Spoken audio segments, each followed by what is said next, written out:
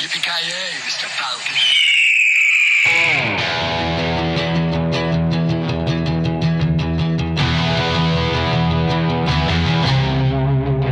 Well, that was fun. Yeah, That was fun. It was a lot of fun. We just got back from Alien Romulus at the fine Regal Cinemas in Hamilton, New Jersey. We sure did. And it was a blast. It really was. I've had a bad streak lately of seeing movies in the theater Yeah, you have. and being horribly disappointed, which doesn't happen often to me. Like, I'm pretty picky about what I see in the theater these days because it's expensive and annoying. And And I think it's worth noting that all three things that you were disappointed with were very highly rated. yeah, Like people love those movies. yeah, and I'm just a freak, I guess, because although Longlegs was one of them, and we talked about that. Right. And I've been seeing that opinion popping up more and more. Oh yeah, people have said worst movie ever. Yeah, yeah. Terrible. That was one of those movies that really benefited from the super hype that it got. And I don't know if it was deserved. I don't know if it was bots. I don't know if it was a marketing campaign. But whew, I didn't like that. I didn't like what was the stupid one with the hook? In a Violent Nature. Violent Nature. And I always want to say in a history of violence, and so that's a very A different History of Violent Nature. film. Hated that, That and then stunk.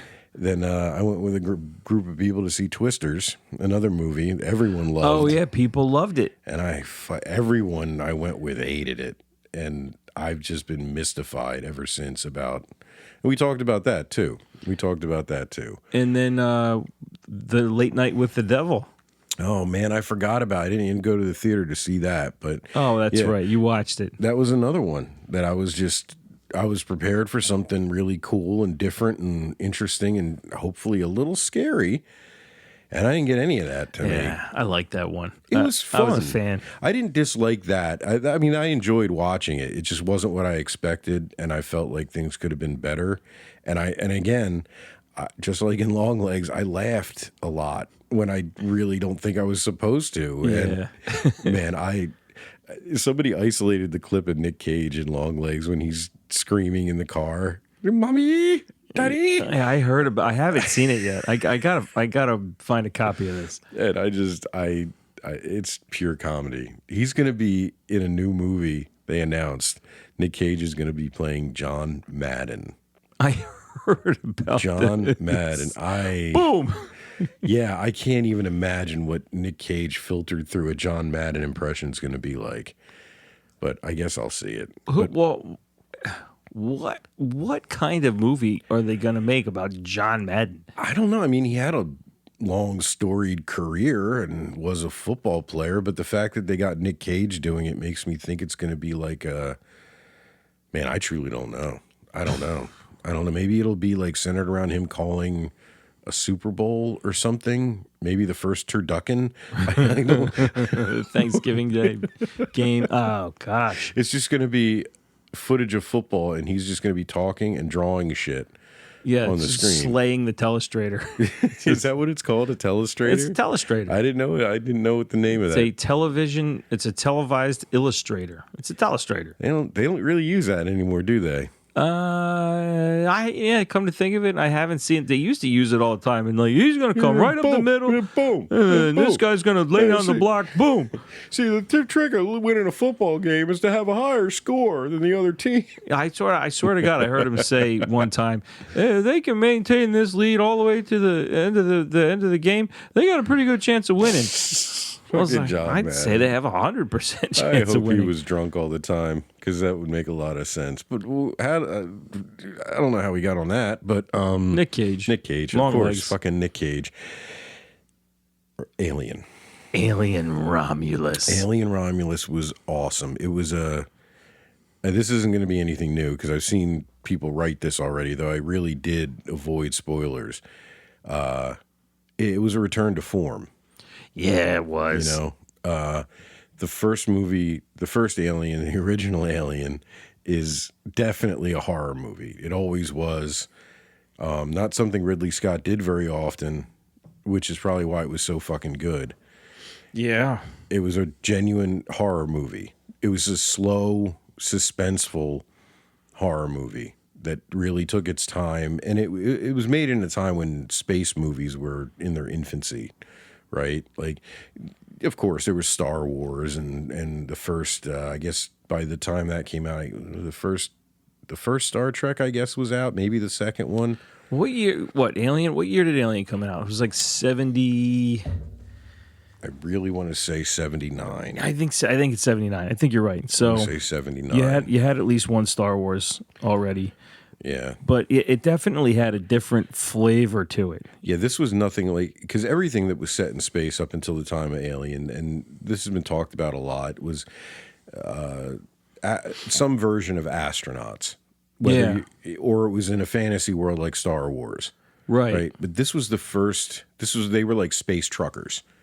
They're a salvage crew. Yeah, they're workers. They're like blue-collar workers in space doing a job. And it was a very different feel. Like, and science fiction has explored this a ton in novels. And, I mean, The Expanse is one of the more popular ones now. And there's a lot of just regular people, belters. And I love those books. Yeah, they're fantastic. And the show is actually really good, too. I haven't really kept up with it, but I watched the first season, and it was awesome. But this was the first one that put that idea in people's minds that you don't necessarily have to be an astronaut to be in space. And it makes it more accessible and relatable. And it adds to the fear element, too, because then you have to imagine what it's like to live in space as a normal person. And just like, no, they're not wearing spacesuits in Alien until she gets into the one in the very end. Until they need it. Yeah, and like when they go down on the planet, they do, but it's not like an astronaut movie. It's more like a submarine. It's more like working people on a large naval vessel. Well, yeah, or I mean, they're like hazmat suits essentially. They're just dudes doing a filthy job, a dangerous job, and they need a hell of a lot of PPE to get it done. And that was the other thing too. The ship, the Nostromo in the original, was ugly. Like, yeah, man, that thing looks like it's got 1,000,000 miles on it, and it's just everything's grody and dingy and exposed. Like the wiring, there's pipes everywhere. There's steam jetting out. There's water coolant dripping. Like you can see where they would jury rig something. There's repairs made. That thing, you just without saying a word, you could look at that ship, and there's a story there. Yeah, it ain't the Enterprise. No, it couldn't be farther from the Enterprise. And I mean, I guess you could argue it's got Millennium Falcon-y vibes because that was... Yeah, that ship looks lived in. But again, the style is so different in the original Star Wars. It's industrial. Yeah, and it's... I mean, the alien, the Nostromo. Yeah, it's and very Star industrial. Wars is very fantasy. Even the grungy parts of it are still very fantasy. You don't feel like it exists in our world. And that's fine. But Alien did. And that's why it scared the shit out of so many people. That and because the creature was fantastic. Oh, God, yeah. Geiger and his designs were always so fundamentally disturbing. And they used just enough of it in this. And you get more. I think you get more of the feel of that in the second one. Because... that's the first time you see the aliens building their, I guess, what do you call it? Like their cocoon? Yeah. It's a nest. Yeah, that shit that they build on everything inside spaceships once they start living there. And that's where they cocoon the victims. And yeah, a nest. That's good. But the texture of it looks like the way Geiger would draw textures in his it's like this biomechanical almost look, and it's incredible, and it's lasted all these decades. Like they've made so many Alien films at this point. All right, so back to the movie at hand. You've seen all the Alien movies. Yeah, I've seen them all. For better for worse. For better or worse, and the technical prequels, Prometheus and Covenant. Yeah, seen them. So, Alien Romulus. Is this the best sequel? No. Okay. No, I mean, okay. Original and Cameron's Aliens aside. Yeah, I mean, I'm okay. Like those two are the they're givens. They're Yep. classics. The creme de la soup. Yeah. Yeah, like Aliens. Yeah, you just asked that question. You say, "Is this the best sequel?" No, Aliens is. Yeah, But you take that fair. one out of the equation. Yeah, maybe. I mean, I'm a defender of Prometheus. I like that movie, but it's not without its problems, and it's not without it stretches a lot to try to introduce all this backstory, and it's just parts of it are a mess. But I do like that movie because it was different enough from the other ones that it wasn't just like a retread of old absolutely. ground. You're right. Yeah, I'll give it that. I don't dislike it. I've seen it a number of times. Ah man, I really like Prometheus. And I just like the alien universe so much that exploring the backstory has always been kind of cool because there's so much and it spans so much time. And we got a little of that in the Alien vs. Predator movies. Like, at least we got to learn a little bit more about Weyland-Yutani. We met Weyland in, what was it? Lance Henriksen was in the first Alien vs. Predator. Yeah, in the stupid one in Antarctica. Yeah. Yeah. So he's Wayland? Yeah, that's Mr. Weyland. Yeah. I thought, well, and I guess it's just a different Mr. Weyland in Prometheus? Yeah, they never really... Like a descendant? I don't think... They're not related. Like, Alien vs. Predator isn't technically canon as far as Ridley Scott is concerned. Right. Like, I could have this wrong, but I'm pretty sure I have it right. Yeah. That was Guy Pearce.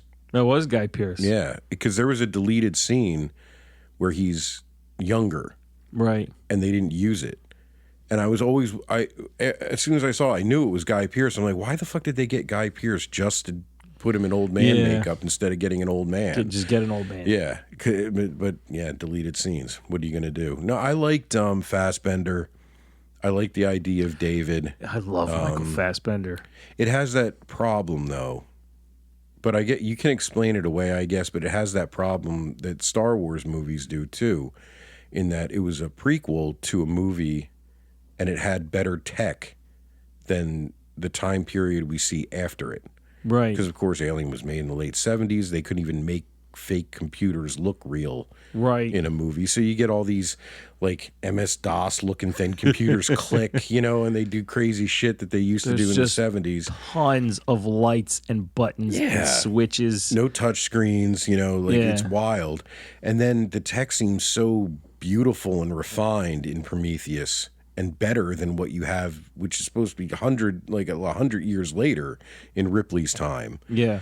I don't know how you square that, but I guess the only way I think you could square it is the idea that, like, Weyland's ship and the stuff that he's personally funding for his expedition or whatever is leaps and bounds better than the cheap ass junk boat that the salvage crew had to requisition.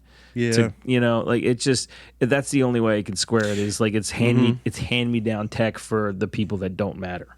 I get, yeah, okay. And that coupled with, you could use the Star Wars excuse too. What the idea in that is the tech we see in the original trilogy looks shittier because it's extremely mass produced. Because when the Empire took over everything, it homogenized everything. Right. So instead of having what is that, Naboo, the fucking planet that... there's a planet called Naboo. Yeah, that's from the first Phantom Menace. That's where what's her name's from, Natalie Portman, right? Yeah. And they have those nice, elegant, like curved ships. Yeah, the design they're aesthetic beautiful is different. looking. And the idea is that individual planets and systems don't get to do that anymore. Once the Empire takes over, I see. They all have to use Empire shit because everything gets standardized. Starts to look the same. Yeah, and it's brutalistic, and it's more like. It's more about ease of manufacture and distribution than it is about aesthetics. It's efficiency. And I guess you could say the same thing about the Alien series because in the time of Alien, in the original film, there's colonies everywhere. Humanity has expanded into the stars, and Weyland-Yutani is the big company that builds everything.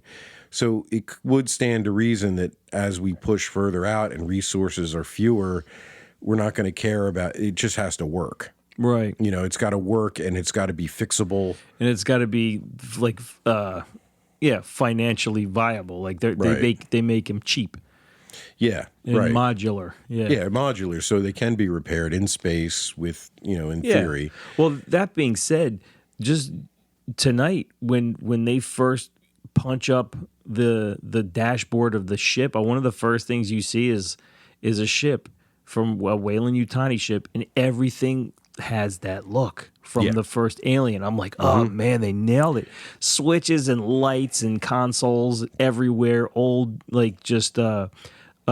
old timey like TV screens with DOS prompts. I'm like, oh my god, they nailed it. It looks like the Nostromo. Even the first screen that pops up with the red logo and shit, that is the exact same screen that pops up when the Nostromo wakes up. Right. In Alien. When it like acquires a target or something. Yeah, when it gets the order. Well, in the original, when it gets the order from the company. Right. To wake everyone up. And, that's I have two very, very minor gripes with Romulus. Oh, boy. Here we go. That's one of them. No, it's true. They're very, very nitpicky, man. I mean, this movie was fantastic. And one of them is that I really think the pacing was good throughout the entire movie, except I felt like in the beginning they could have taken their time a little bit more.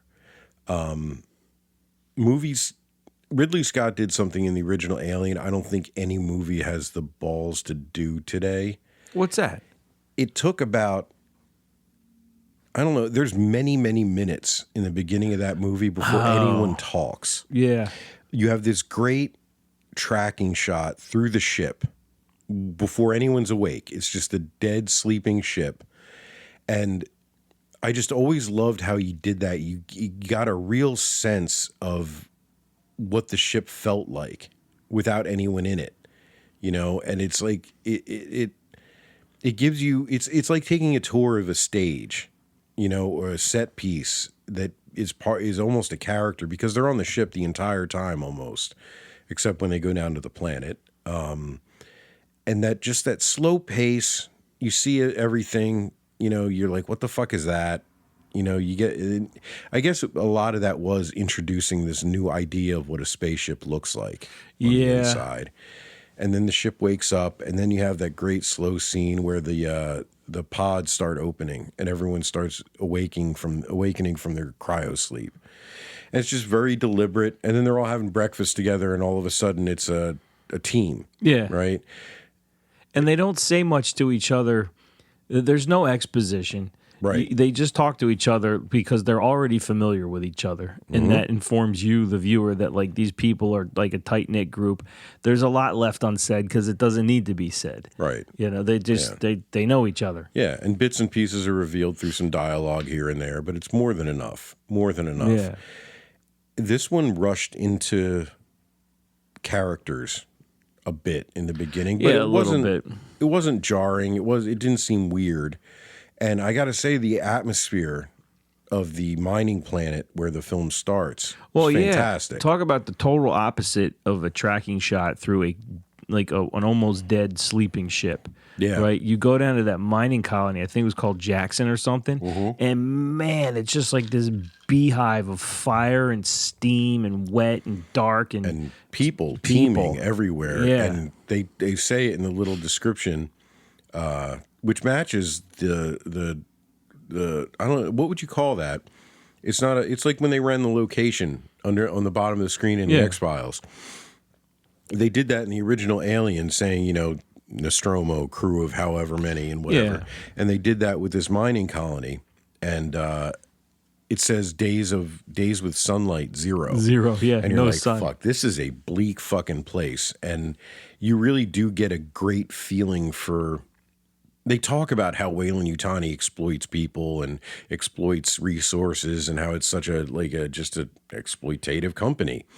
And it's evil. It's an evil corporation is what it is through the entire Alien series. And you get to really see that when the protagonist of this she thinks she has enough credits to whatever the system is to let her get off this fucking rock. It was hours worked, and she's like, "I put in my 12,000 hours." Is that what it was? Hours? I didn't know if it was like, okay, it's hours. And they said, "Oh, your new contract is 24,000 hours." Yeah, they said 6 more years. She goes to cash out, and they're like, "No, they changed the quota." Like, are you? Whoa, dude! Like, bureaucrat bastard sons of bitches. Like, that's definitely a feature, not a bug. And I felt terrible for her. Like, just the thought of being trapped there for another 5 years. Brutal. And again, no Xbox dumps. Like, they just slowly revealed, like, she explains her parents were miners and they died from these afflictions that all these miners have, because who knows what the fuck they're mining. And I get your point, though. I mean, like, that whole sequence didn't take very long at all. Like, boom, it just inside of 5 minutes. Like, she's on the planet, she's trying to get off, her parents are dead. They just it was pretty efficient at delivering the information, but I don't know if they probably could have stretched it a little bit. They had a lot to do. They had to introduce her. They had to introduce Andy, who was a fan. I can't believe how much I liked Andy. Isn't that wild? That character, great actor, was great. The actor was great. Do you know him from anything? Nothing. Fantastic job. That sympathetic, almost sad face he had through the whole thing. He looks really sad. It really fucking did something to that character, and you didn't know what it was going to do. As it didn't follow any of the archetypes of any of the androids we've seen before in this series. Yeah, and he had an interesting flavor too, because like Rook from or Ash or whatever from Alien was, duplicitous science officer that had his own set of directives from the company. There was David, it's Michael Fassbender, who was great. I really liked him in Prometheus, but he was a great actor. It's the same sort of thing, just like, friendly face, friendly tone, but definitely had a hidden sinister agenda. And then you get Andy. Well, what about Bishop? Don't forget Bishop. Don't forget Bishop. Bishop was the android that we all loved before, but he was also like cutting edge, and he was squared away, and he was pretty helpful. I don't think there was a hidden agenda there. His whole thing was they kept you guessing all the way to the end until he picked Ripley up at the very end. Like, he came through, and then he gets ripped in half. And then you get David, and it's a neat take on it. They reveal that Andy, not David. No. You get Andy, who they reveal through some dialogue. Sorry, spoilers. That they found him in the trash pile and like rewired him and repaired him. Yeah, her dad did, right? That's what they said. Yeah. And put in like another directive. He's like an obsolete model. Yes. And in the beginning, he's barely functioning. Yeah, he's all twitchy and doesn't function. Yeah, he doesn't function. She has to restart him all the time. I love that. I love that. Turn him off, turn him back on again, man. Yeah, it's like trying to get your Sega Genesis to work. That was fantastic. I loved that little touch. There were just so many things that really just felt. It made the world feel very lived in without needing a bunch of exposition. Even the crew that she meets, they didn't do that. Like she knew all those people. She did. She was, and so there was no reason for them to tell each other things that they would already know, and they wrote it that way. And you get plenty of exposition about those characters. Enough to care when some of them die. I don't know, man. It was just great in that it knew exactly what to give the audience and what not to do. Like I'm really impressed. I haven't seen a movie that balanced in a long time.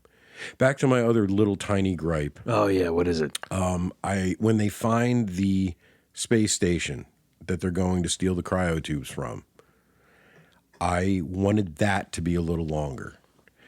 I would like to have, like, they show it later. Once the action gets going, you get a really good shot of the station and how it's separated into two halves with the Romulus and Remus names on it and shit. Right.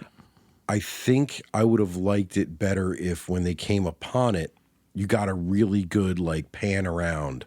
Just show you like the scale. Yeah, like remember in Event Horizon how much you see of the ship when they find it on the outside?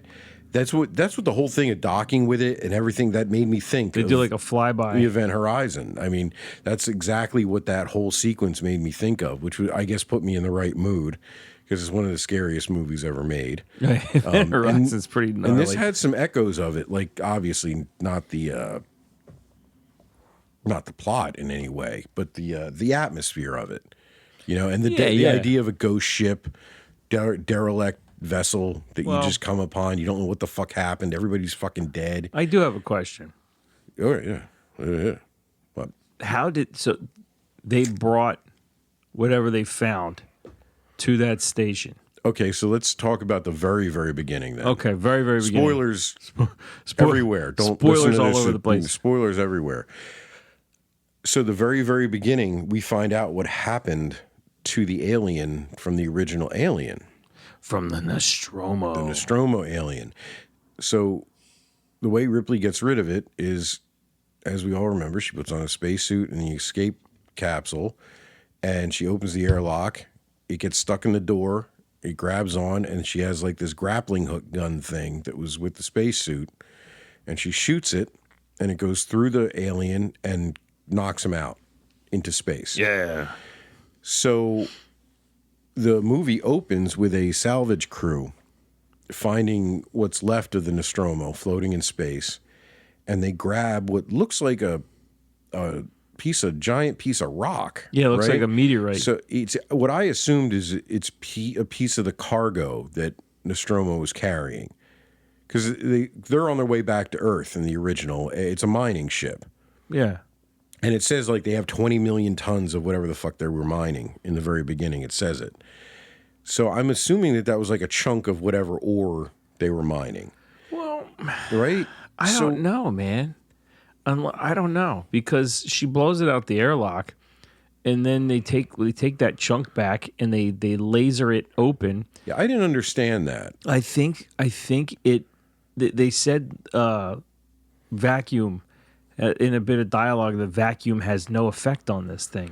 Right. And right. so I thought that it cocooned itself in something to protect it from the vacuum, because like if they were mining some kind of ore, how did it wind up inside of a hunk of it that had because the big stinger for the cold open when they lift up the rock, you see the perfect impression of the xenomorph. Yeah, it almost looks like a fossil, right? Yeah. It looked like they pulled it out of a fossil, and to my mind, I thought it like cocooned itself into something to like hibernate or protect itself from the vacuum. Yeah, maybe. Because it does build those big fucking nests all through the ships. Maybe it did that to protect itself. Or maybe it grabbed onto a piece of that ore and it like cocooned over.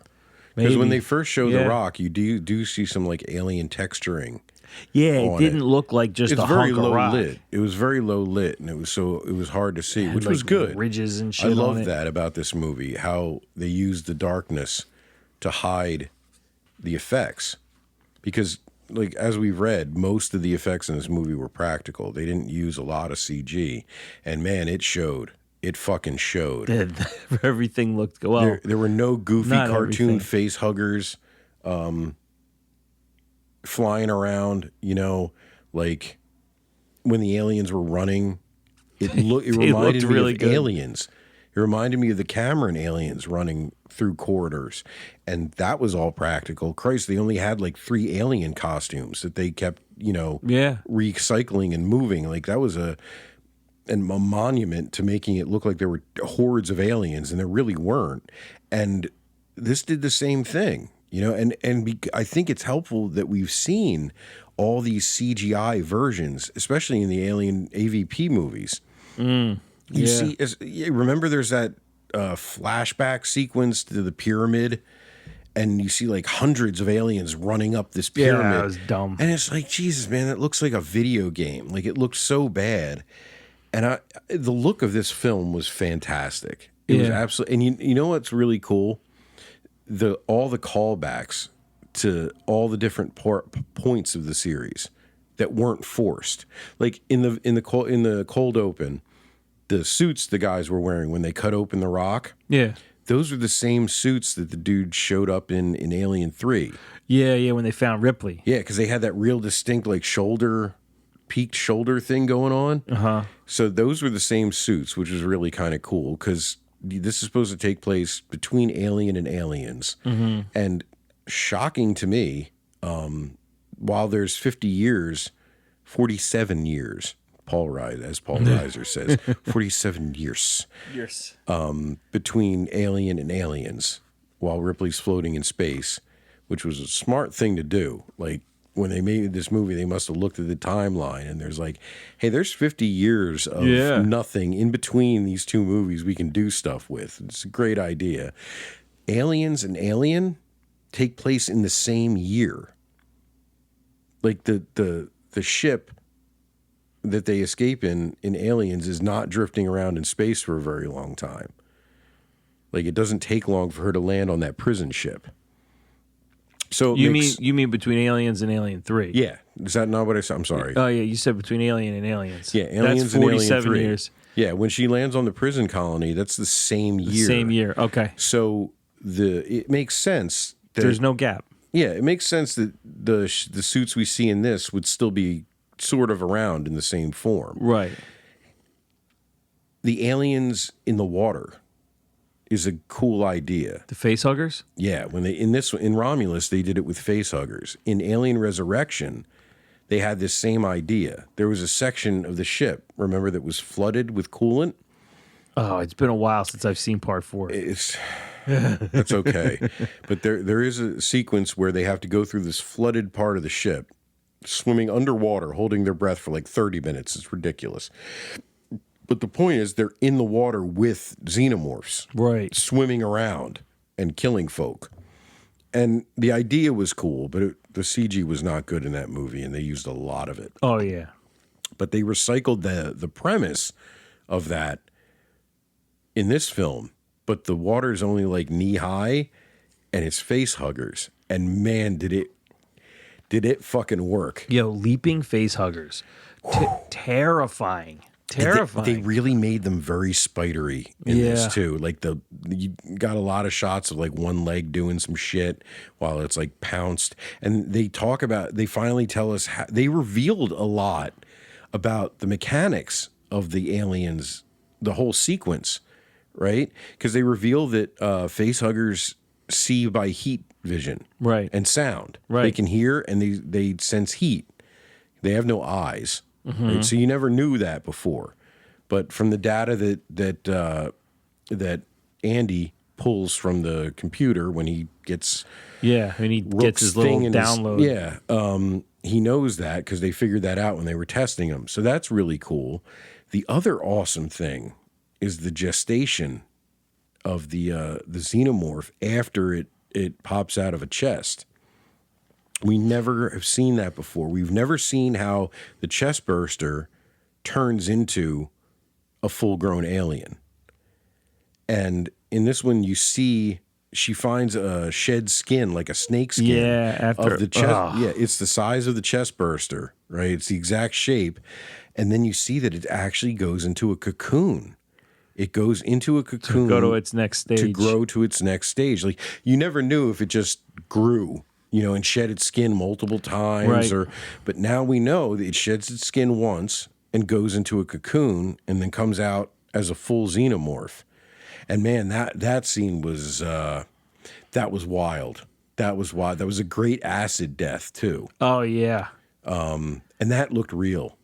There was something about it. Like, I've seen characters get melted by all kinds of shit in movies and stuff. And that looked like real burns. Like, it didn't look CG-ish. Like when he held his hand up and his two fingers were melted down to the bone. It looked really real to me. And again, I think it was a lot of the lighting. The lighting. Yeah, well, I can't say enough about the cinematography and just the look of this movie. You know what else was smart too?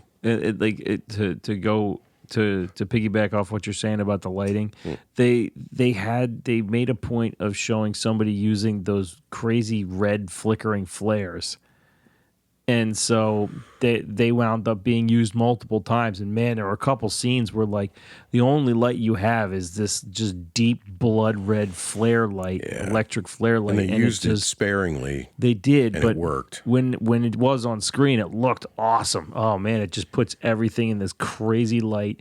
It hides a lot of the flaws in the effects, and it just creates this insane mood. I loved it. I thought it was great. I'm interested to see what I'll notice on a rewatch, without the suspense, knowing what's going to happen. But on a first view, and it was a ride.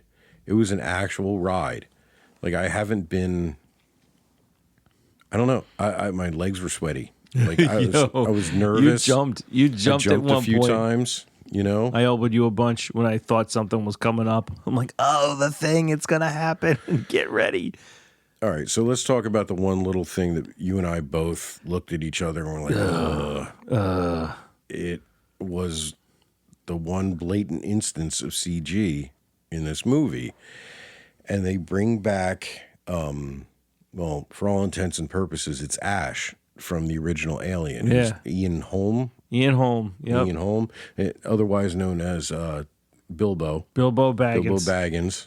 And Jack the Ripper, if you're a From Hell fan. Oh, yeah. He was Jack the Ripper. That was like the first thing I ever noted him in. And then all of a sudden he was a Hobbit. It freaked me out. He played Napoleon in Time Bandits. Yeah, he did. That's right. Wow. He's been in all kinds of shit. Oh, yeah. His resume is insane. Yeah, I'm just an ignorant asshole. That's the first thing I ever saw him in was that Johnny Depp movie. But yeah, obviously he was in the original Alien as the duplicitous android, Ash. Science officer. Yeah, a great, very extremely memorable part. And they have a android that's the same model. His name's Rook in this one. Fine. I don't know why they're still using the same model of android 50 years. I don't know. It makes 50 sense. 50 years? Well, no, it makes sense. No, it makes sense. Because if it was on Nostromo, it's only a few years afterward. Yeah, just until they found it. found it. Yeah, that makes sense. Well, anyway, it looked fine until you started talking. Yeah. Everything looked. I guess they must have gotten Ian Holm to do it because it's his voice, right? It sounds like it. It sounds a lot like him. If they didn't, they got a really good somebody. Or they cloned it.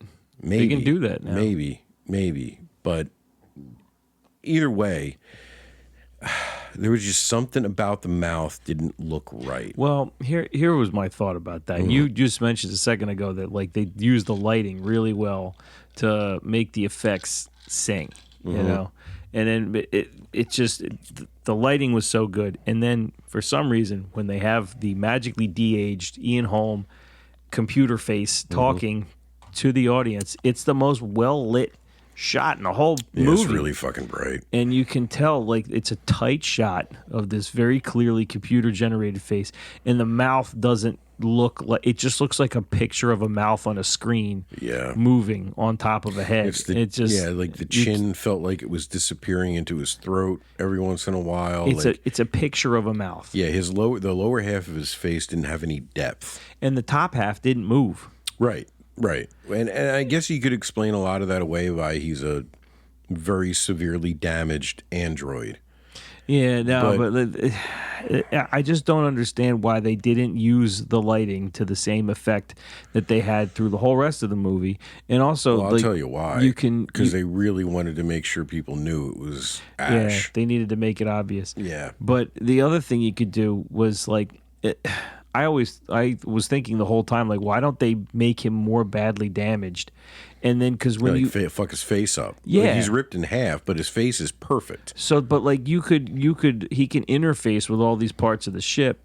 Why not just have his voice coming through the speakers? Yeah, right. They could have ripped his jaw off when they put it on the video monitor, and that looked real. It was that slightly glitchy. Yeah, it's just another way to cover up the bad CG through the video monitor footage, which is what you saw through most of the second half of the movie. Yeah, because they weren't in a room with him. Right, that looked good. Yeah, like if they plugged him into a console and then had it come up on like one of those shitty screens. Yeah. Yeah, I feel like that would have fixed the Or whole like had thing. a piece of his jaw that was like moving while he was talking. It would have been really disconcerting. It could have been freaky. Cool. Yeah, with like milk blood leaking out and shit. It's a small gripe though. I will say when he suddenly woke up Oh, grabbed somebody. when she was pulling the chip and he screamed, it was fucking scary. Yeah, that was pretty gnarly.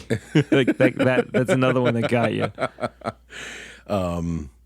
Little gripes. These are very, very small gripes. All right, so all that said, without getting into a ton of spoilers for people, although we fucked up a lot of it for everyone. Yeah. Fuck Skip it. this one for a Fuck little it. bit. Yeah. So, again, another thing I feel like they pulled a little bit from Resurrection. Yes. Where they wanted to do it better, and they did. They the did. End. At the end. Yo, the end of this movie. Ooh, Listen, man. It got up. I don't know if you had the same experience I did, but I'm going to lay this out. Like the whole time they're fighting aliens. That's awesome. They're coming up with ways to get by. That was cool. There's a time limit. There's a time crunch because like, oh, we've only got 40 minutes before we crash Yeah, into they're on a clock. Yeah, crash into the ring system of the I planet. assume. Yeah. Or whatever planet they're nearby. So all that's happening, and I'm happy with everything that's going on. And they get back on the ship, and I know some other shit's about to go down. I was not prepared for the shit that went down in the final act. No, I knew. Oh, God. As soon as they introduced a character that was pregnant, I knew something was going to happen with it.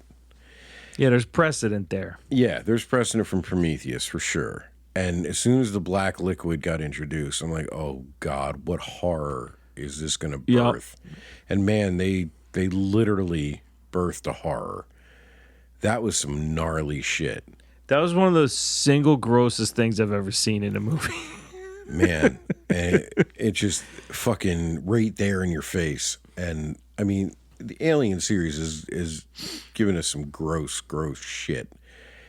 And one of the most disturbing parts of Resurrection is the end when you have the human xenomorph hybrid thing. Now, remind me real quick how the one from Resurrection came to be. I'll try. If you remember. It's mysterious because so in Resurrection we have Ripley return from the dead as a clone, but she's cloned from a piece of Ripley that they get from the penal colony that also has the alien DNA in it. So the goal of that whole movie that the scientists were trying to do, they were trying to clone Ripley with the queen that was inside of her intact.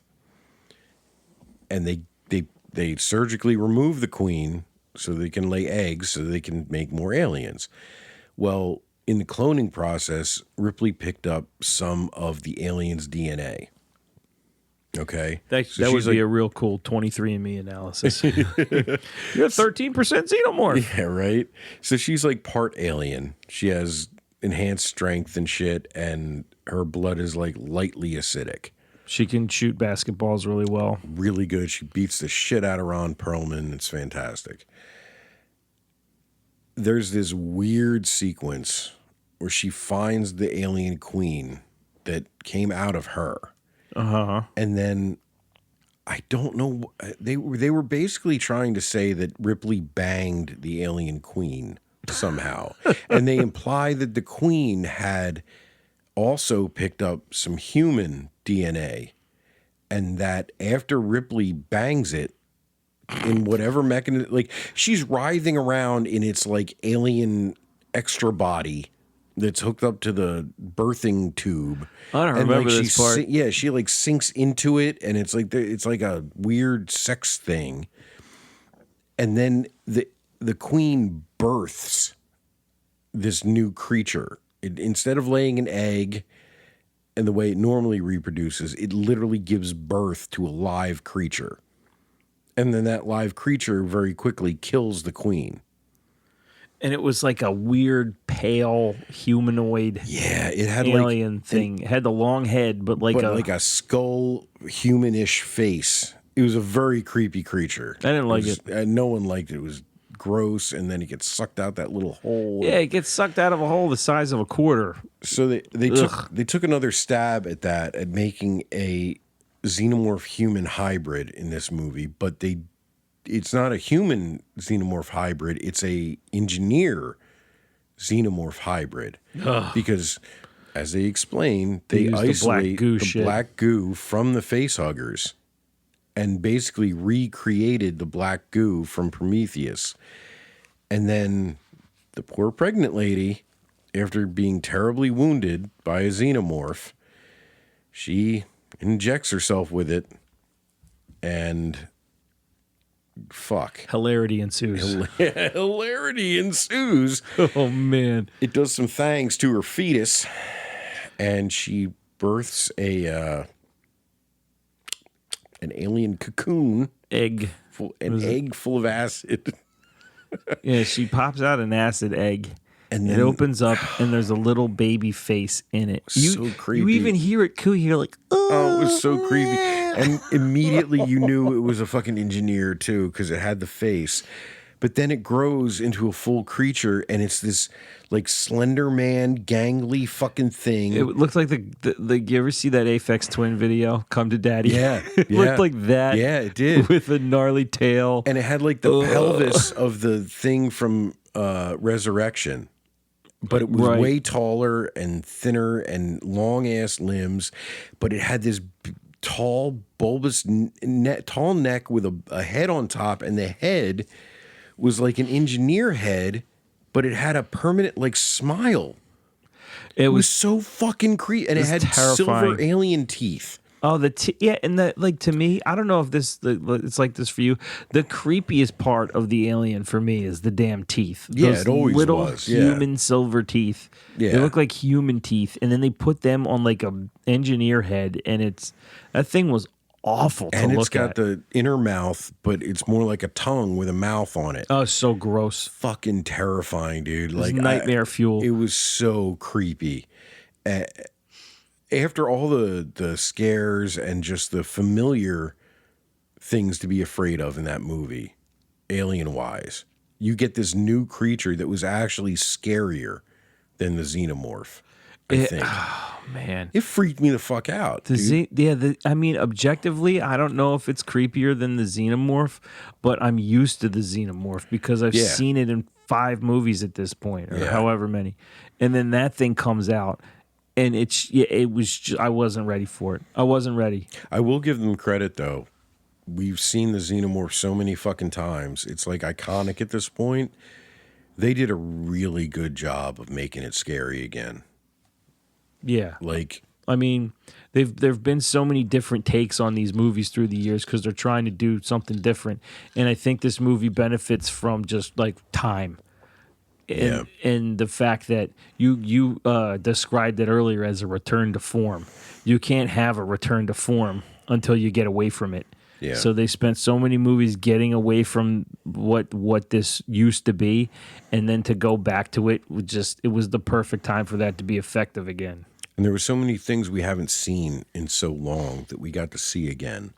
Because Prometheus and Covenant didn't have like the cocooned people, and it didn't have the facehugger mechanics, and we got all of that again.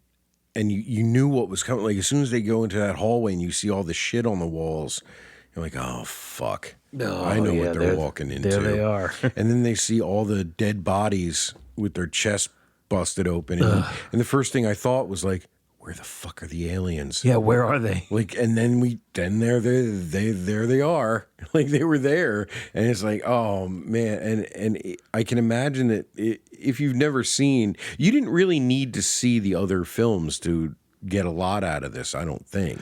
No, this kind of functions. It stands on its own. I think it's a cool movie on its own. Yeah. But if you've seen them all and you get all the little references and callbacks and Easter eggs, it just elevates it that much more. They really did call back to almost every other film in the Yeah. franchise, right? Yeah. It calls back to the first one because like they course. find the Nostromo. Sure. It calls back to Aliens, just in the way that you see a shitload of them And all you get the crawling line. at you. We got the pulse rifle. The pulse rifle. We got the line, get away from her, you bitch. Oh yeah. We got, and somehow it wasn't cheesy. I was into it. Get away from her, you Get away from her. bitch. You bitch. Like, He stutters. again, I Phenomenal. liked him so much that it was just, I forgave it. You get a call back to Alien 3, like you said, Yeah. when they find the thing, the artifact in the beginning. You get a call back to Resurrection Prometheus and with Covenant. with the bait with the weird baby thing. Right. And then I elbowed you in the theater when they show the black goo and you Yeah. hear a little stab from the Prometheus Yep. theme, like that That was excellent. Only it That was like excellent. it was like minor key and creepy. That was fantastic. That was a fantastic. nice touch. You get a call. Do you get a call back to Covenant? You do? I'm asking. Oh. Well, I guess so. When they showed, they showed just like at the end of Covenant, you see David preserve like an alien embryo on a ship full of people in cryosleep. It's true. And like the thing that reminded me the most of that is just the rows and rows of preserved facehuggers that they had. That was preserved in the coolant. neat. That was really neat. Ugh. And I liked the logical progression of it. It made a lot of sense what they did to set off the hatching, if you will. Like, it made sense why everything was in stasis until they showed up. Right, right. It was really well done. It was really well done. It had a breakneck speed. That was the one thing that was interesting, I think, too. In the other Alien movie, like in Alien 1 and 2, you get at some point there's a planning stage. Like, after they figure out what their circumstances are, a few people die. Well, in Aliens, most of them die. Whoever's left regroups, and they come up with like a plan. Right? Yeah, we're gonna set up the turrets. Right. Like in the first one, it's like they're gonna flush it out with the flamethrowers through the ducts and whatever. Yeah, And yeah. it totally gets fucked up. Right. But they regrouped, and they're like, here, we have a plan. In Aliens, they regroup and they set up a perimeter with the sentry guns. And then there's the whole thing with Bishop going out to the terminal and a remote pilot down. There's a plan. It gets all fucked up because Newt gets taken and she has to go get her. But there was a plan. This one, they didn't have that. They were trying to survive right up to the very end. Yeah, just a new shitstorm would get kicked up every Yeah. time they turned a corner. Like, they were just running. They were just running and running. And, man. And, another callback to the original is just the idea that when our protagonist decides everything's okay, she's going to get into her sleeping pod, Yeah. strips off her gear. She's not wearing diminutive panties anymore because it's No, not she the had 70s. she had bigger small clothes on. Yeah. But, again, super vulnerable. Yeah, just in your underwear and barefoot, getting ready for bed. And have to face the scariest monster yet, Yep. and then she gets into a spacesuit just like Ripley did. That was awesome. I really dug that. Like, that was a throwback And then- without being a throwback. It was neat. Just visually, just the it was a little computery, but when the ship is getting swallowed up by the rings.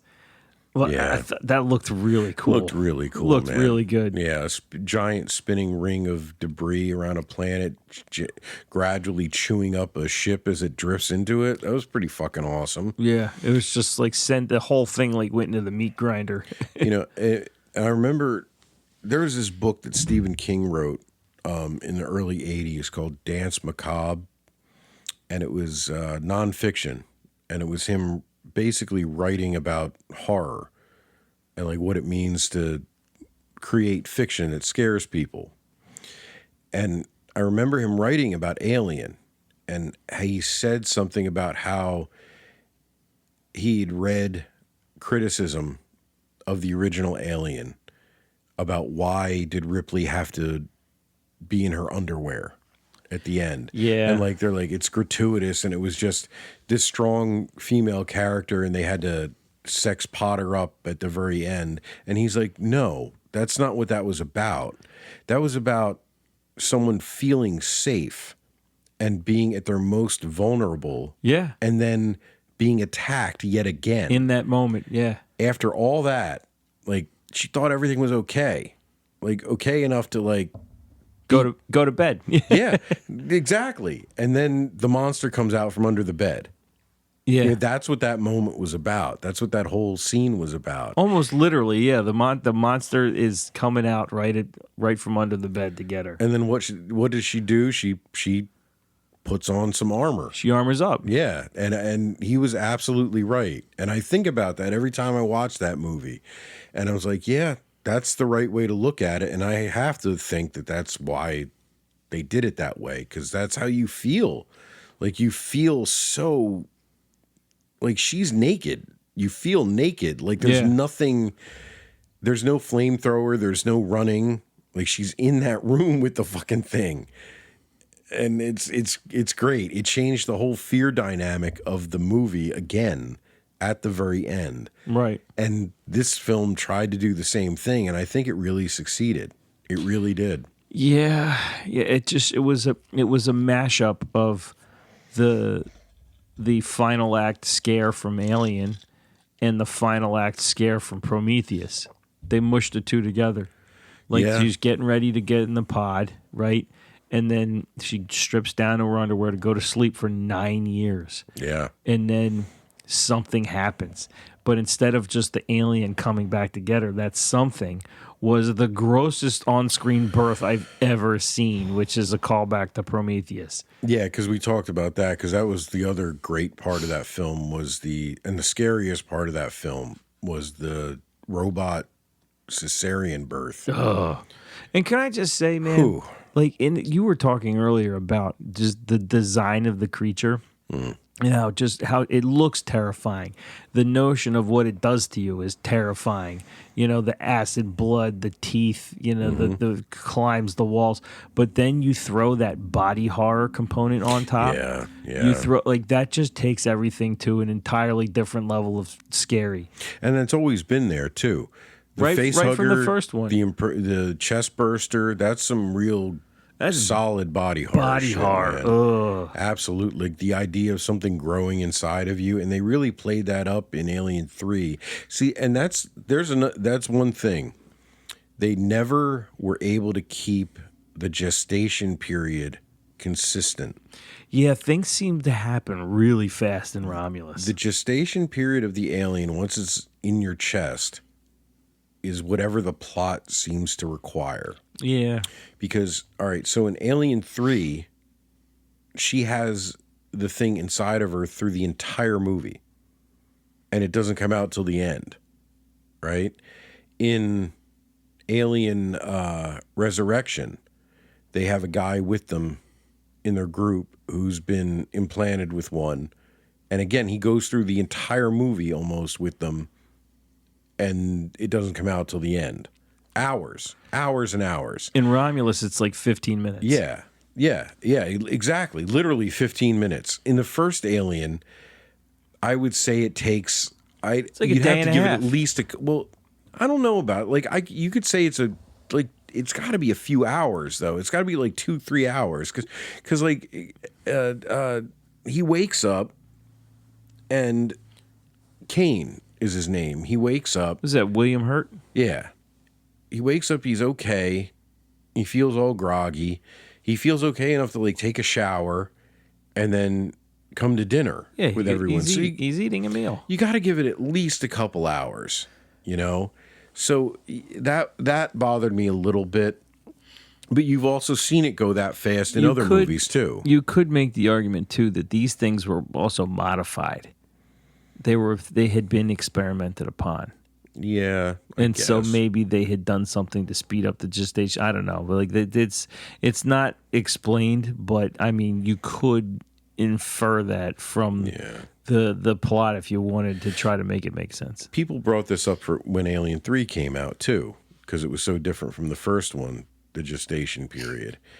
And they posited that it was because Ripley was frozen in cryosleep with the embryo in her. Or that it was implanted into her while she was in cryosleep, and that had something to do with why it took so long. It's kind of a lame excuse, but, in the same movie, when the alien of the film, there's only one in Alien 3, there's only one xenomorph, that doesn't gestate for very long. Right. So I guess that's the only logical explanation for that. But again, I think they just kind of make it work however they need it to work for the story. But again, very minor Small gripe. Very minor gripe. That first chest burster scene, that was pretty fucking good. Yeah. It was pretty good. She was scared. That was don't let me die. That was pretty fucking scary.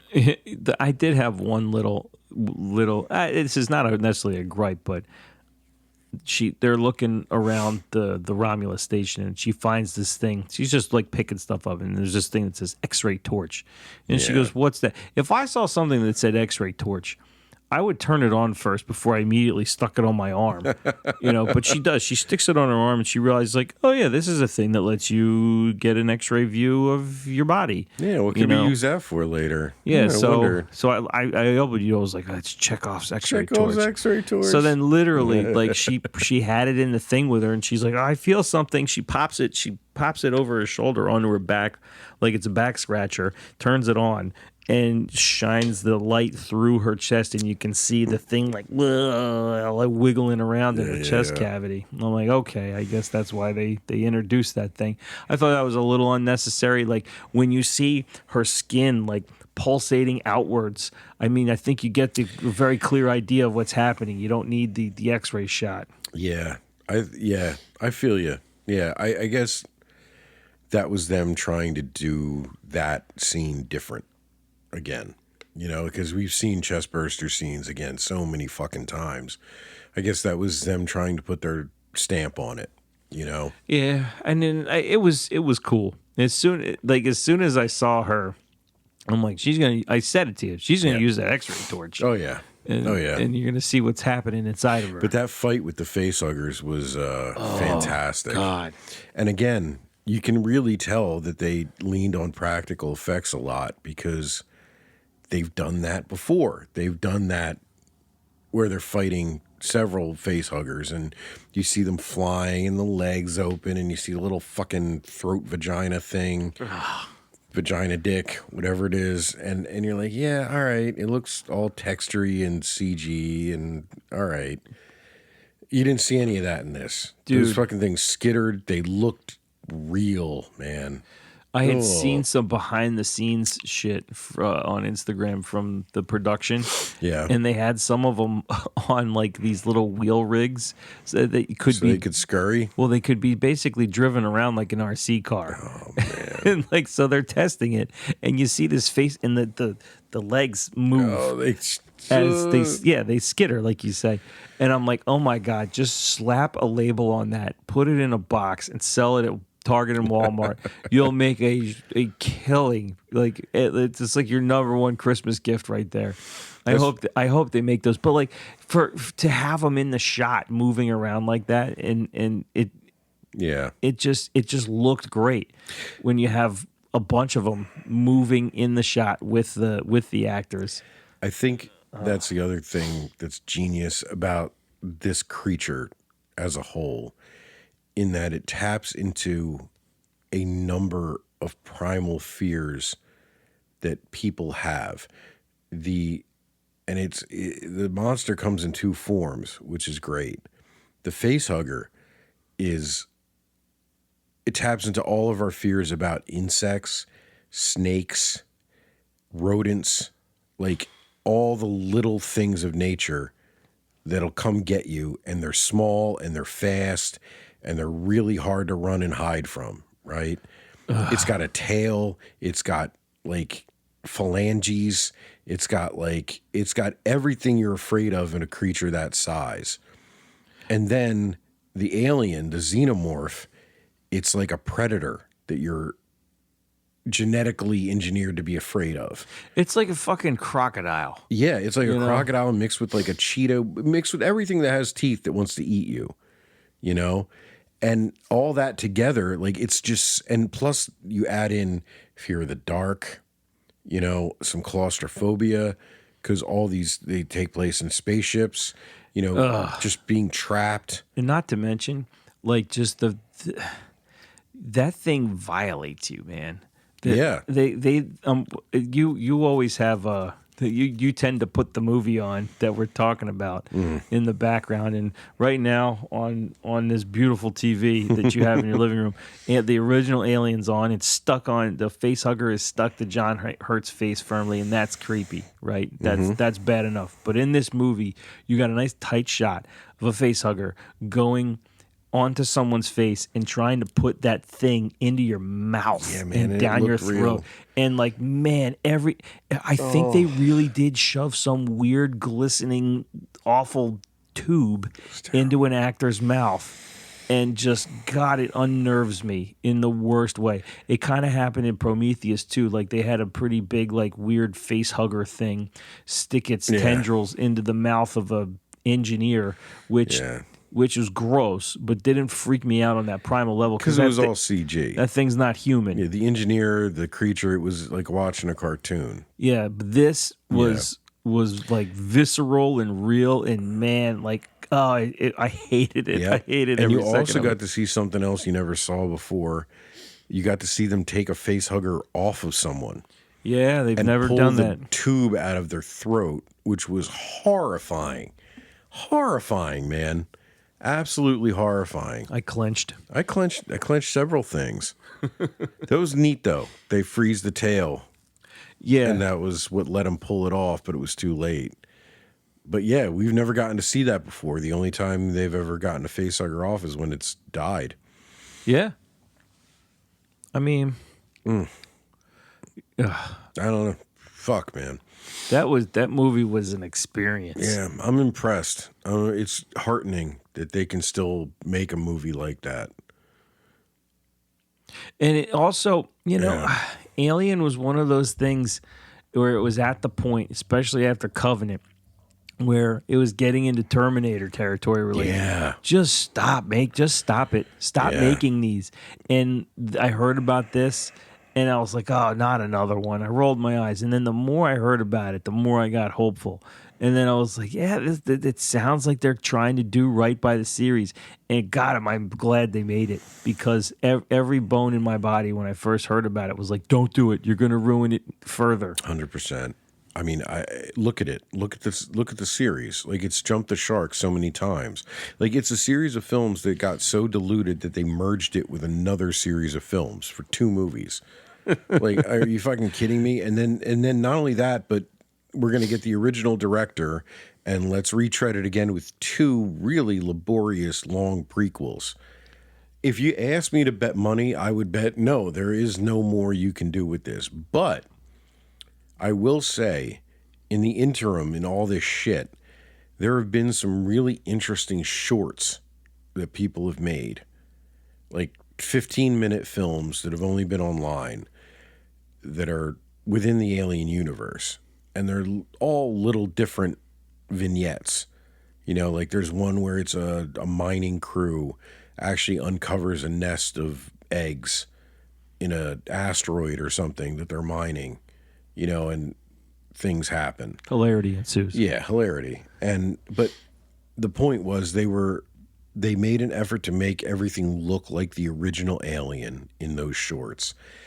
And they were very atmospheric, and there was very little story. It was all vibes, you know. It was all look, atmosphere, and vibes. And that gave me hope that there was still horror left, because the one thing they never really did after Aliens, they tried in Alien 3, but I don't think they pulled it off very well. But they really needed to take it back to horror. Like the alien, the xenomorph itself got to be like a side character so much. even by Alien 3, it was more about Ripley than about anything else. Yeah. And then definitely by Alien 4. Alien 4 was just a shit show mess. And then in the AVP movies, the humans and the predators were really the stars. Yeah. And the aliens were like creatures running around. They didn't have an identity. They were just disposable, kind of. Yeah, and you got Cheap. the idea They that cheapened them. they were animals. Right. Just really scary looking Yeah. animals. And you know what this movie did that like kind of bucked that trend a little bit? When the one scene when the girl is stuck on the other side of the door. Yeah. And they're like, open the door, you gotta save her. And It's just waiting. Andy says, no, if I open that door, we're dead. It's waiting for me to do exactly that so it can get in here and kill us all. And you see it. It's just sat there just like waiting for that outcome. And it knows like, yeah, I got a shot to get it, which elevates it above just a dumb beast killing machine. Yeah. Like it's fucking cunning and it's sneaky. It's smart. And you never know how smart it is. And that was the whole point of why the predators considered them like the most vicious prey, because they were so smart and deadly. But they diluted that in the movies. They just totally Yeah, they're like wild animals. Yeah, and they just gave all the character and the personality to the predators and the horrible human beings.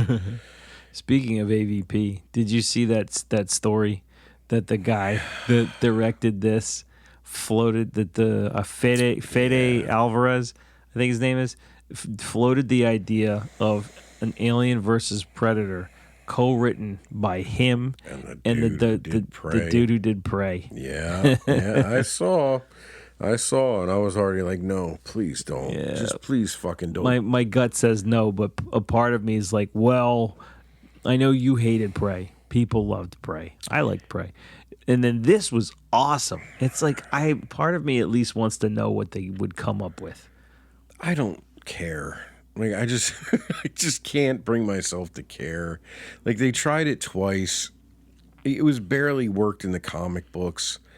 Like I don't really give a shit about seeing the Predator fight. I'd rather watch another goddamn Prey movie with Mid-Thunder than fucking deal with another AVP scenario.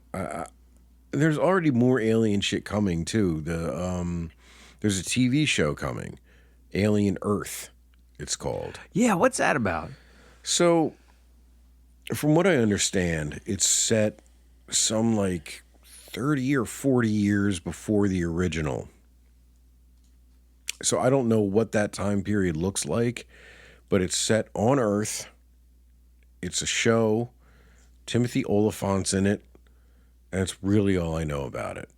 It's been in the works for a very, very long time. It got sidelined by COVID. Then they got spun up again, and they got moving. And then the writer's strike canceled them out. It takes place before everything, right? Yeah, it's like 30 or 40 years before the original Alien. I'm so gonna I guess venture a that guess. puts it between Covenant and Alien somewhere. 30 or 40 years before the original Alien. Yeah. You sent me a little infographic earlier. I did. I'm wondering, and I just because I thought it was before everything, and so Is it? yeah. So maybe it's 30 or 40 So- years before Prometheus. I'm reading right down. It's 1 year before Prometheus, then Alien Covenant, then Alien, then Romulus, then Aliens, then Alien 3, then Alien. So it's the first in the timeline.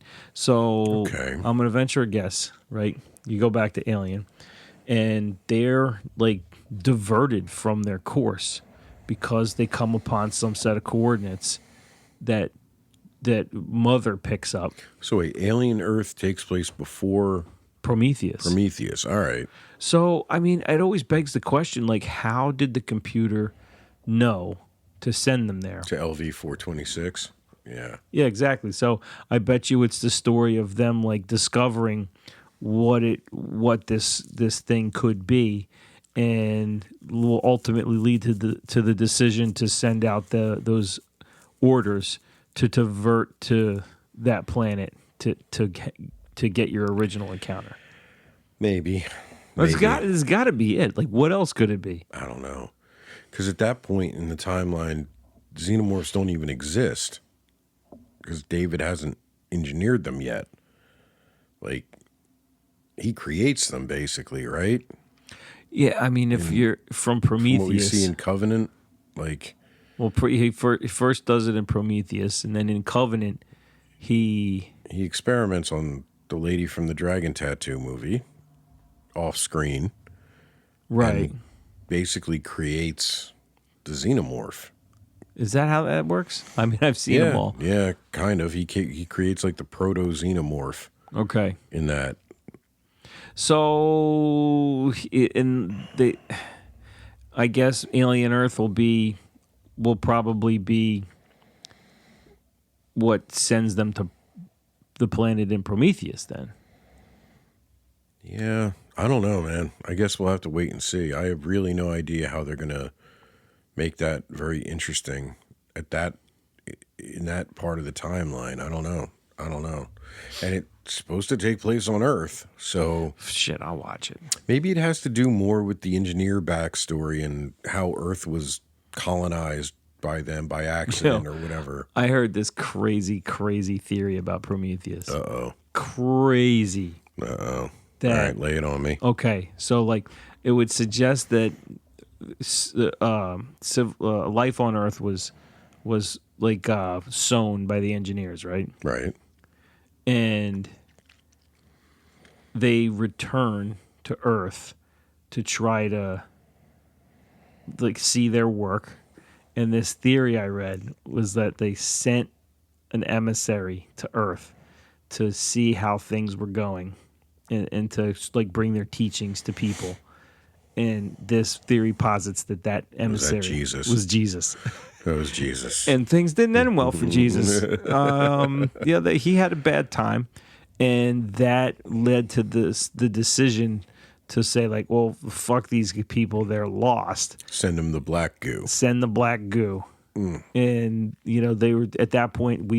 When we killed Jesus, we sealed our fate as just hosts for the xenomorphs. Well, it would make sense of why they decided to crucify the man if he looked like a goddamn engineer. That would make a lot of sense. Well, we all know he looks like a white person with ginger hair. Obviously. Yeah. Sandy blonde beard. Yeah. And then swimmer's abs. The swimmer abs of Jesus. Get that real Jesus on the cross look. Those were engineer abs. All right. Those guys were cut, man. Fair enough. They were pretty blue and ripped. So that was one of the crazier things I've read about Prometheus, because I went down a rabbit hole because I really liked it, but it left more questions than answers. Yeah, I had to watch a couple YouTube like explaining videos for me to fully understand what the fuck was going on. But it does make sense in the end. Some of it, but still some of it's very, very goofy. I have to watch Covenant again. I only saw it once. Yeah. Danny McBride, like, I don't know. Because it turns into it Prometheus. Some people hated it. I liked it. At least I think like it knew what kind of movie it was trying to be. Covenant feels like it doesn't know. Prometheus was like all this setup. It was a prequel. Yeah. It was trying to explain some things. But I think it had a point, it had a feel. Covenant was like, it didn't know what it wanted to be. It was like half of what Prometheus was trying to do, but they also wanted to make it like a proper alien movie, and neither one worked. There's some backstory about Covenant, too, and the making of it. And like originally, it was a very different story and more of a continuation of Prometheus. And Dr. Shaw was in it. Like, it was like more of a genuine sequel. And from what I understand, the studio got a little freaked out because Prometheus didn't do as great, and they were like, well, we're not going to do another alien movie without fucking aliens in it. So they're like, you got to put a fucking xenomorph in this thing. And so it kind of turned into a rehash of Prometheus. Well, in a way, it just doesn't. I mean, as much as I like Prometheus, they didn't do themselves any favors by not telling you that it was an alien prequel. Like, there was nothing to explain that until you saw it. the very end, yeah. Yeah, you're like, oh, yeah, it's an alien movie. Oh, okay, I get it. They didn't market it that way at all. It was just like, Ridley Scott returns to sci-fi.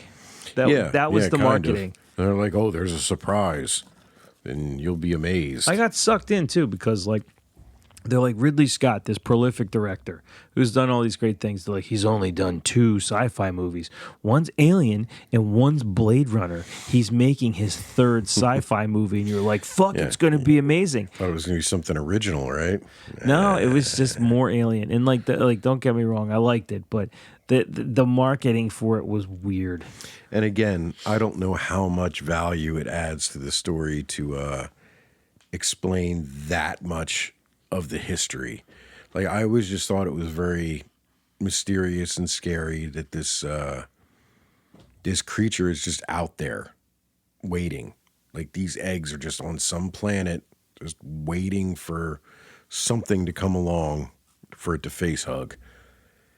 And explaining it too much and really narrowing the scope and the timeline of it, I don't know, man. It just kind of ruins a little bit of the mystery for me. I didn't, and I also don't know how it all jives. Like, I don't, like, the xenomorphs and the facehuggers and the whole thing don't exist until Covenant. How the fuck does that ship full of eggs end up on LV-426 for Ripley's crew to find?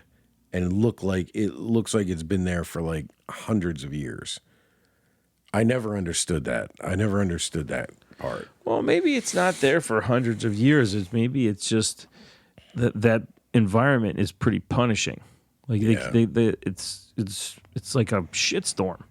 Yeah. That they have to walk through to get to it. So it would stand to reason that it wouldn't have to be there too long to start to look fucked up. I guess, but I mean, there's nothing alive on that planet either. And they used to call the space jockey. Well, the engineer in the pilot seat is eaten away to bones. You know, like she crashes one. I think they crash one of the ships in Prometheus. Right? They run their ship into it and knock it down, and then like the alien takes off, and then they take off in another one. Aren't there 2?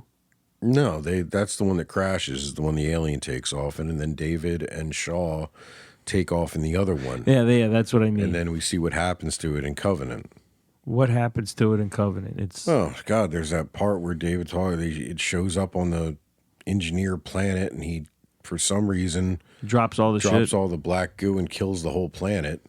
And then I'm pretty sure that's where they find him. Like, that's where the crew in Covenant find him, on that planet. Like, I truly don't know. Maybe I forgot something, but it's just, again, it makes it so convoluted. Like, that mystery, that ancient ship that from some other civilization, you know, crashed on this planet, and it's just sitting there with this horrible secret just waiting. I always thought that was really cool and was the most like dread part of it. And, you know, and that leads to everything that happens on Aliens too, because it's the same source in Cameron's movie. And that's even a little darker in that we set up a whole little colony. We set up a whole town essentially in the back door of this thing. Yeah. It's just sitting there waiting, you know? I don't know. I think you lose a little bit when you explain it too much.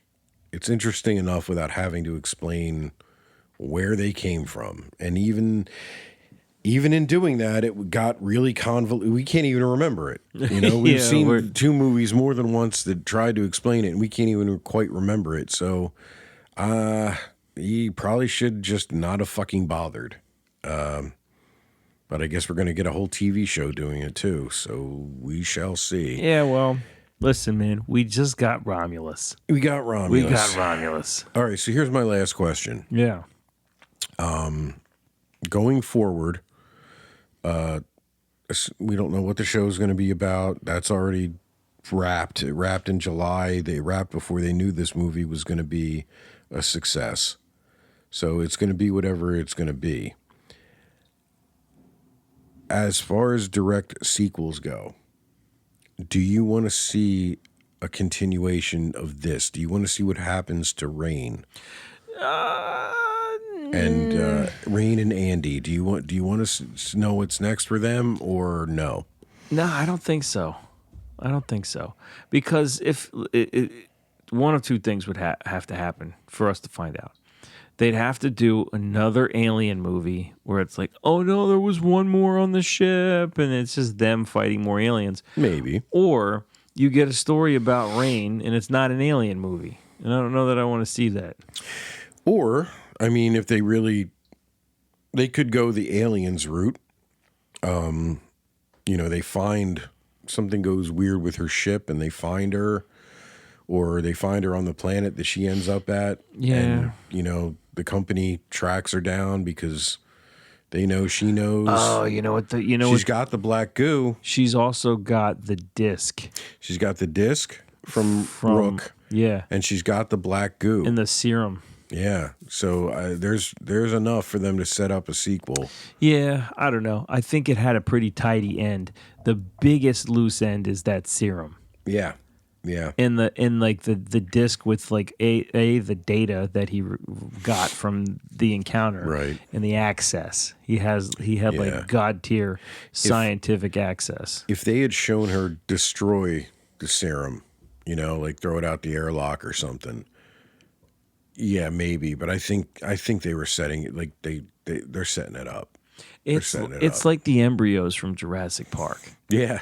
It's exactly like shaving cream can. As long as those things survive, you've got sequels you can make. That's true. It's the same sort of plot device. I liked her as a character. I liked Andy a lot. I would be on board if they wanted to make another one. They'd have to get creative, but hey, they got really creative with this one, and I liked it. I liked it a lot. So I'm open. I'm ready, willing, and able. Yeah, I mean, I guess you could do it like. Here's my question, right?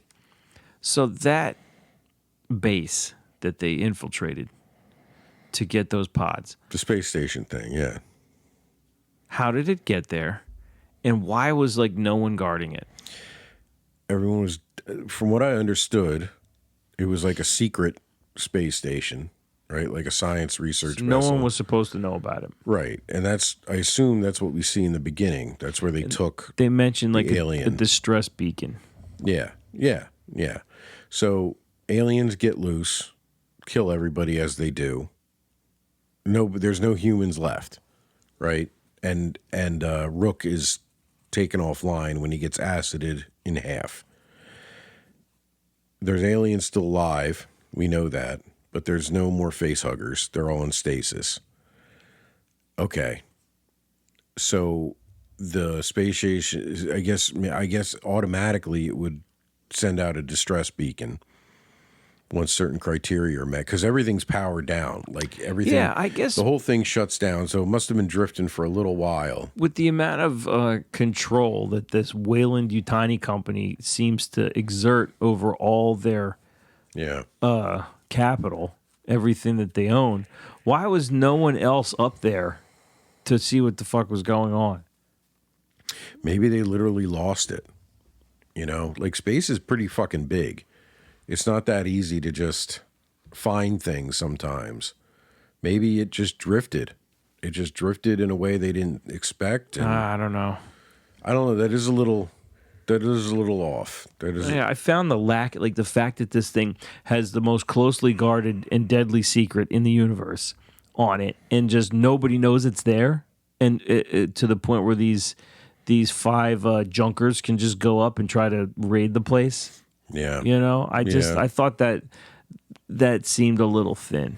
That was a little thin. They could have given us a little explanation for that. Maybe we missed it. It could have been like, oh yeah, the beacon went out. The nearest outpost is 2 light years from here, so we have time before somebody actually gets to it. I mean, like you say, maybe I missed it, but it's just I found it strange that they could just waltz on, and there's nothing between them and the lab where people clearly knew what they had.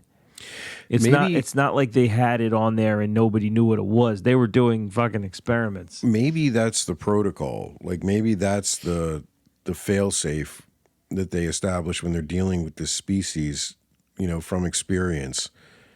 Is to go dark. Yeah, I mean, if something goes bad on a ship dealing with these creatures, everyone usually dies, and it would be like, think about how hazardous it would be. Like, okay, so yeah, we have the space station, and we don't know how many facehuggers and xenomorphs are running around inside of it. Yeah, let's just send a team of space marines.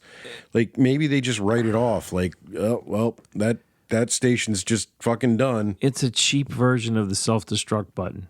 Yeah, Like, yeah. I think, okay, so when things go south, it powers down, and its natural orbit was decaying, right, to the point where it was going to be destroyed by the ring system. Yeah, it's going to drift into the rings or into the planet and burn up anyway. It was intentional, so that like because to send people in is to risk having them get infected. And you also have to think, so it was like a quarantine measure, right? And like Weyland-Yutani, yeah, it's this giant corporation with all kinds of resources, but you have to imagine the part of the company that's working on this is like Skunk Works Weyland-Yutani.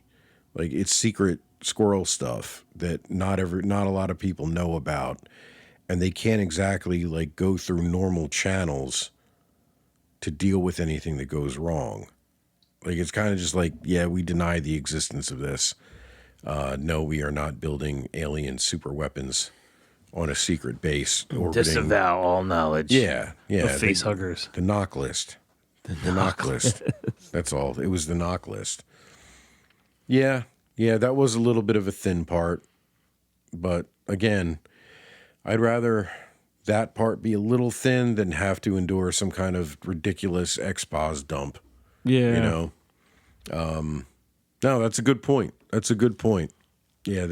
But what you say makes sense. Like when I think about it a little bit, like if you're dealing with something that dangerous, it would make sense to have the policy be like, go dark and let the thing just get eaten up by the planet, so that it doesn't get out. Like, I hear what you're saying. Like, the research they were doing and what they learned was likely so valuable that you'd think they would try to recover it, or at least send somebody. The nature of the infection, though. Yeah, maybe it was just too much to risk when it's not controlled, when it's rampant.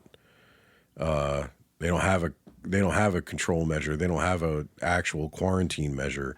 Though that does beg the question, why didn't they send a ship to like go blow it up? You know, because then I guess you would risk exposing the fact that you knew about it. True, and the ship that goes and blows it up everyone would have to be killed. Yeah, I think that's just it. That's just how they quarantined the knowledge of it when everything went bad. Yeah, you just have it set on the edge of a fucking pit.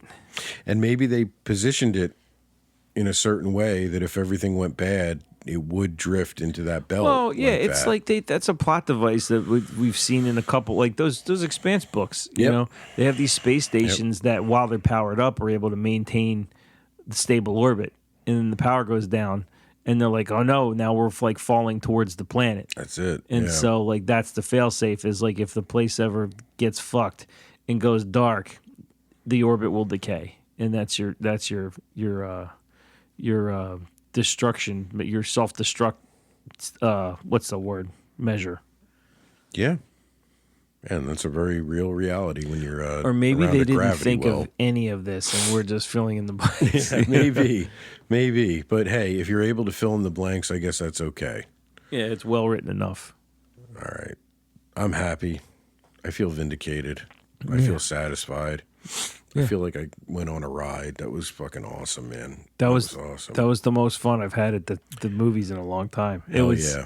It was a thrill a minute. Thrill a minute. And hey, if it gets younger folks to go watch the first two Aliens, all the better. All the better. I guess they can watch the rest of them. Watch them all. If you're going to watch Alien 3, watch the director's cut. It's much, much better. I will say that. I gotta do this still. I've seen the original. All right. Thank you, Falconers. Go see Romulus. You won't regret it. Yippee-Ki-Yay. Yippee-fucking-Ki-Yay.